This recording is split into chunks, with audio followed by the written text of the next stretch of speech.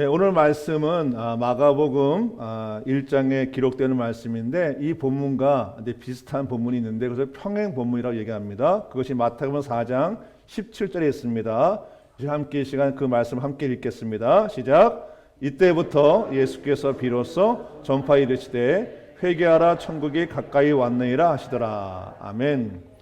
이때부터라는 말은 예수님이 그런 말씀을 하셨는데 그 얘기는 뭐냐면 예수님의 삶에 중요한 때가 이루어졌다는 것을 지금 말하고 있습니다.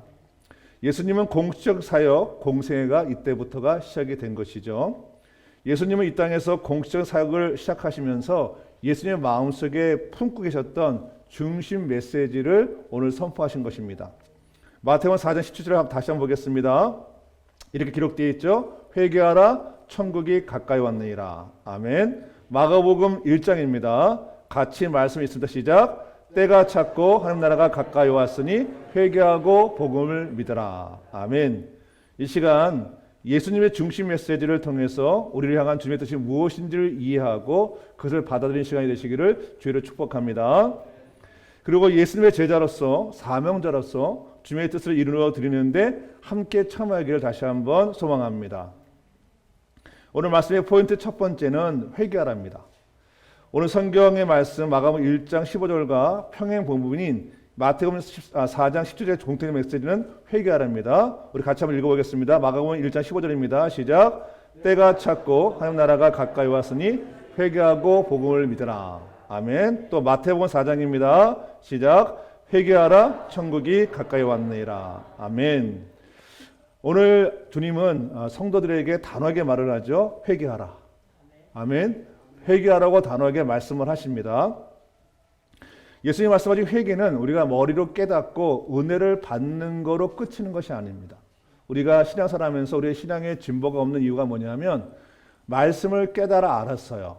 그리고 마음에 와닿아서 느낌이 왔어요. 그런데 여기서 멈추는 거예요. 그러니까 성경에서 말하는 예수님이 말하는 회개는 뭐냐면 내가 머리로 깨닫게 되어진 것 그리고 마음에 감동이 와서 내 마음이 뜨거워진 것을 내가 의지적 행동을 통해서 내 삶에서 완전히 돌이켜서 하나님께로 돌이키는 걸 말합니다. 그러니까 우리의 행동까지가 동반된 것이 바로 회개죠. 우리가 진정한 회개는 우리의 머리로 알게 되어진 것, 우리의 마음으로 알게 되어진 것을 우리의 삶에서 실질적으로 그렇게 행동하는 것을 회개라고 얘기합니다. 고난주의를 맞은 우리들에게 지금 필요한 것이 있습니다. 우리는 여러 가지 제약으로 인해서 마음과 힘이 때로 악해질 수 있고 완악해질 수 있는데 이걸 다시 한번 하나님께로 돌이키는 그런 오늘 주일 예배가 되기를 주를 축복합니다. 때로 우리는 육신의 즐거움에 빠져서 성도의 본래 목적을 잃어버릴 때가 간혹 있습니다. 성도들에게 주어진 사명을 잃어버리거나 아니면 버릴 때가 때때로 있는 것이죠. 오늘 예수의 말씀은 회개하라는 이 말씀을 통해서 우리에게 주어진 사명, 영원 구원의 사명을 되찾는 시간이 되시기를 주로 축복합니다. 오늘 말씀의 포인트 두 번째는 선포입니다. 마태복음 4장 17절입니다. 우리 같이 한번 읽어볼까요? 시작. 회개하라 천국이 가까이 왔느니라. 아멘.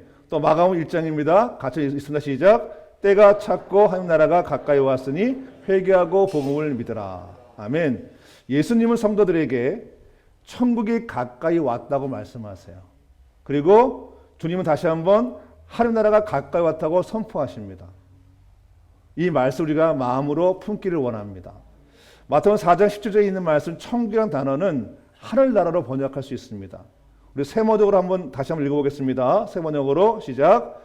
그때부터 예수께서는 회개하여라 하늘나라가 가까이 왔다고 선포하기 시작하셨다. 아멘. 천국을 하늘나라로 해석을 하죠. 여기서 하늘은 뭐냐면 하나님의 통치가 미치는 모든 장소와 현상을 가리킵니다. 우리의 모든 삶 속에 하나님의 통치 이미 시작이 되었습니다. 따라서 하나님 나라가 가까이 왔다는 것은 뭐냐면 하나님의 통치하는 왕국이 예수 그리스도의 도래를 통해서 이미 임했다는 것을 말씀하고 있습니다. 주님 이미 하나님 나라가 임하고 있습니다. 사랑하는 성도 여러분, 하나님 나라는 이미 도래했습니다.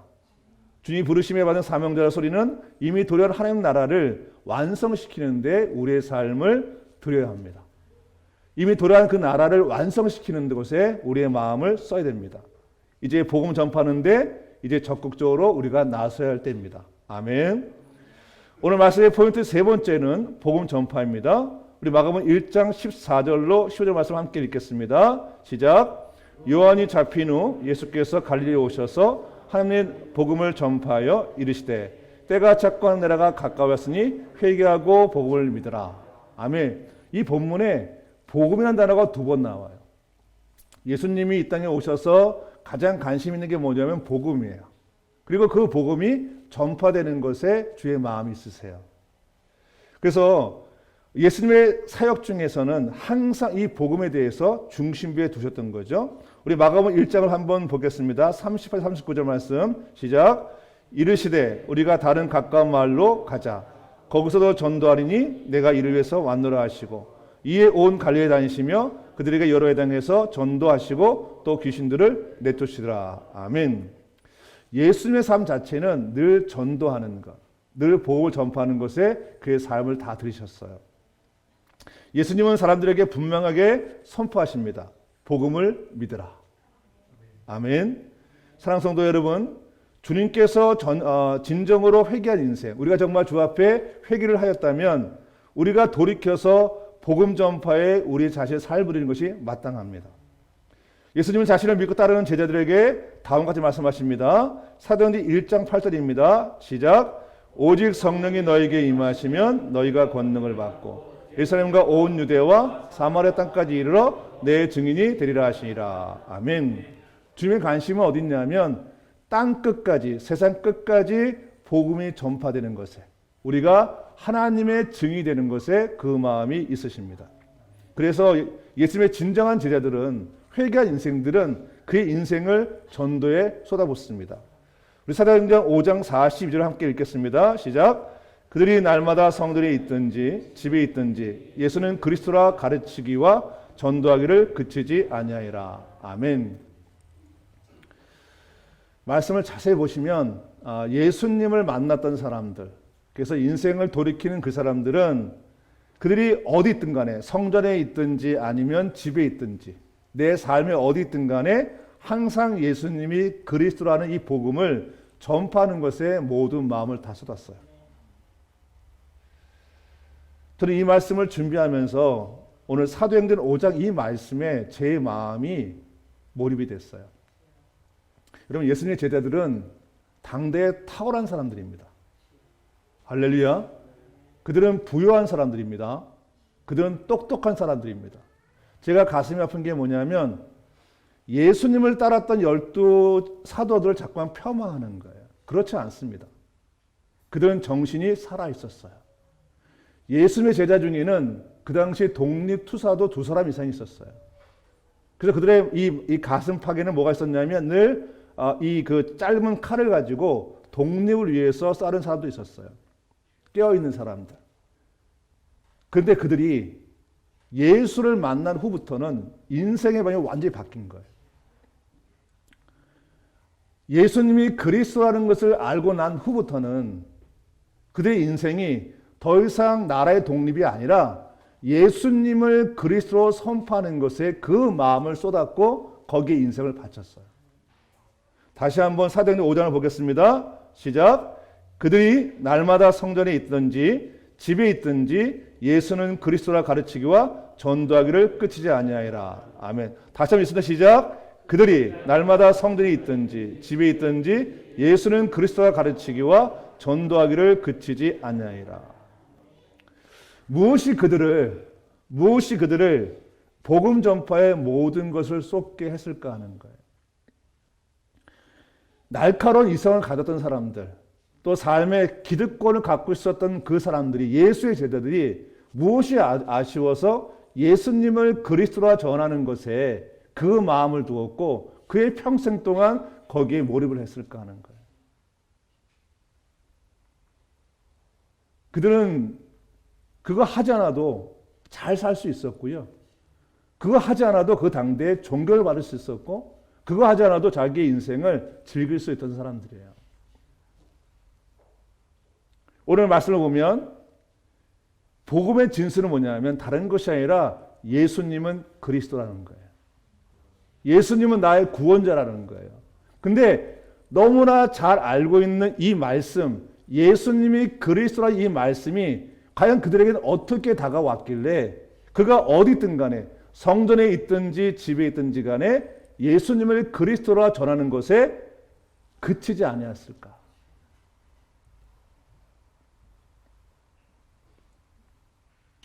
이 질문을 제가 품고 있는데 어떤 분의 간증을 듣게 됐어요. 거기에 한 사람이 나오더라고요. 간증에. 근데 그 사람은 죽음의 문턱 앞에 있었던 사람입니다. 너무나 몸이 아팠기 때문에 매 시간마다 이 극한 고통 때문에 어찌할 바를 몰랐던 사람들이에요. 근데 아무것도 가족들이 할 수 있는 게 없는 거예요. 그래서 강한 진통제를 줘도 계속 그 진통이 심했기 때문에 어떻게 할 수가 없는 거예요. 매 순간순간마다 고통에 치를 떠는 그런 인생을 살고 있었어요. 가족들은 그를 바라보면서 안타까워하고 슬픔에 잠기고 뭐라 위로할 수가 없으니까. 그러던 어느 날 그 고통 중에 있던 그 사람이 가족들에게 이렇게 말합니다. 하나님이 내 곁에 계셔. 내 마음은 너무 편안하고 너무 기뻐. 이것을 언니한테 전해주고 싶어. 우리 이성으로는 이해할 수 없잖아요. 위로를 받아야 되는 사람인데 자신을 바라보고 있는 가족들에게 뭐라 그랬냐면 이것을 전해주고 싶다는 거예요. 내 마음이 너무 기뻐. 내 마음이 너무 행복해. 하나님이 내 곁에 계셔. 이 얘기를 듣는데 어떻게 주체가 안 되는 거예요. 어떻게 사람이 그럴 수가 있죠? 극한 고통에 있는 그 사람이 예수님을 그리스도로 믿는 그 순간부터 세상의 고통을 뛰어넘는, 죽음을 뛰어넘는 그 무엇인가 있는 거예요. 그럼 우리가 예수님을 믿는다는 것 자체가 우리의 현실의 문제를 해결하는 것에 그치는 것이 아닙니다. 우리의 삶의 목표가 기도 응답을 받는 것을 그치는 게 아니에요. 세상이 줄 수 없는 평안, 세상이 이루할 수 없는 그 평안이 그 사람에게 임하는 것이 예수님이 그리스도신 거예요. 그래서 사나 죽으나 모든 것이 다 주님의 은혜인 거죠. 오늘 예배를 드리는 분 중에 이렇게 보니까 영상을 드리는 분 중에 한 분이 그렇게 댓글을 다셨어요. 병실에서 예배를 드립니다 하는. 근데 이분이 저한테 문자를 가끔 주세요. 그리고 이분이 저한테 하시는 글 중에 늘 똑같은 얘기 하나가 있어요. 목사님 살고 싶어요. 늘 기도 제목 중에 하나가 목사님 살고 싶어요. 전 살아야 돼요. 이 말씀이에요. 어저께인가도 저한테 이렇게 문자를 주셨어요. 그저께인가. 근데 그 문자를 받고 제가 드릴 수 있는 거는 뭐냐면 기도하고 있습니다. 주님이 전능하십니다. 이 얘기죠. 오늘 새벽 4시에 일어났어요. 그리고 침대 밑에서 무릎을 꿇었어요. 그리고 지금 이 성도님을 위해서 기도했어요. 저는 주님이 이 성도님을 고치실 걸 믿습니다. 그런데 병이 고치는 것보다 더 중요한 게 뭐냐면 앞서 얘기했던 그 한 분의 간증. 하나님이 내 곁에 계셔요. 내 마음이 너무 편안하고 기뻐요. 저는 이것이 더 중요하다고 생각합니다. 그 순간 제 안에 찬양 하나가 제 마음, 이 배의 이 심령 깊은 곳에서 울려 퍼졌습니다. 저는 개인적으로 그분의 그 고백을 너무나 잘 알고 있습니다. 저도 그랬습니다. 2016년도 제가 가장 힘들었을 때 어떻게 길이 없잖아요. 그리고 여러 가지 두려움이 계속 엄습할 때 충북 단양 힐링센터의 농막에 있었습니다. 제 기억에는 그날 비가 많이 왔었어요. 오늘처럼. 비가 추적추적 내리는 그때였는데 그때도 이 찬양을 불렀어요. 참 많이 불렀어요. 근데 이유는 모르겠는데 이 찬양이 가슴을 막 밀고 들어왔어요. 내 삶에 대한 이 끝자락에 섰을 때 사실 그 두려움과 그 어떻게 할 수 없는 그런 아무도 모릅니다. 그런데 그때 주님이 이 찬양을 부르시게 했어요. 그래서 한참 아내랑 부르는데 희한하죠. 두려움이 사라졌어요. 내 마음에 평강이 오고 내 안에 희망이 생기고 어떻게 주체할 수 없는가. 그 순간 만약 내가 하나님을 안 믿었으면 어떡할 뻔했지? 내가 예수님을 내가 믿지 않았으면 어떡할 뻔했지 하는 생각들. 그러면서 제가 주 앞에 기도했던 게 주님 날 다시 살려주시면 내가 주님의 복음을 전하는데 전심을 다하겠다. 사랑하는 성도 여러분, 간혹 우리는 복음 전하는 것에 게으를 때가 있어요. 여러분, 우리한테 주어진 사람들에 대해서 내가 복음을 전하지 않으면 그건 죄악입니다. 어떤 분들은 그렇게 얘기하세요. 내가 어떤 분을 교회로 데려오면 내가 힘들다는 거예요. 여러분, 그게 사단입니다. 왜 복음을 맞습니까? 왜 그들에게 참된 평안과 참된 행복을 주는 걸 빼앗습니까? 우리 다 회개해야 됩니다. 내가 복음을 전하지 않는 죄를 회개해야 되고 내 개인적인 것 때문에 내가 복음을 전하는 것을 미루는 것에 회개를 해야 됩니다. 오늘 이 자리에 오늘 성도님 한 분은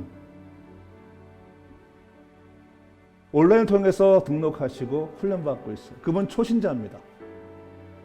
근데 그분에게 만약에 지금 예수님이 그리스도라는 것을 그분에게 알려주지 않았다면 이 고통을 어떻게 이기겠어요? 사랑하는 성도 여러분, 우리 다시 주 앞에 회개합시다. 그리고 내 개인적인 안락을 위해서 복음 전하는 것에 우리가 게을렀던 걸 회개하시기 바랍니다. 내가 전하는 그걸 통해 누군가는 희망을 얻고 누군가는 새 소망을 얻고 그들에게 참다운 평안과 평강이 임하게 되어집니다. 저는 제 청년 때 정말 가난했던 한 집사님 저한테 복음을 전해주셨어요. 남들 봤을 때는 정말 어려운 삶을 하는 분이었지만 이 청년한테 그분이 저한테 복음을 전함을 통해서 제가 지금 이 시대를 살고 있는 거죠. 여러분이 전하는 그 복음을 통해서 누군가는 살아납니다. 누군가는 여러분들 통해서 삶의 희망이 생기고 누군가 그걸 통해서 힘을 얻게 되어집니다.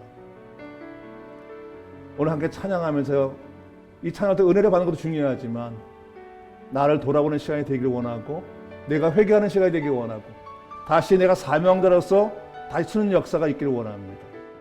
사랑의 주님,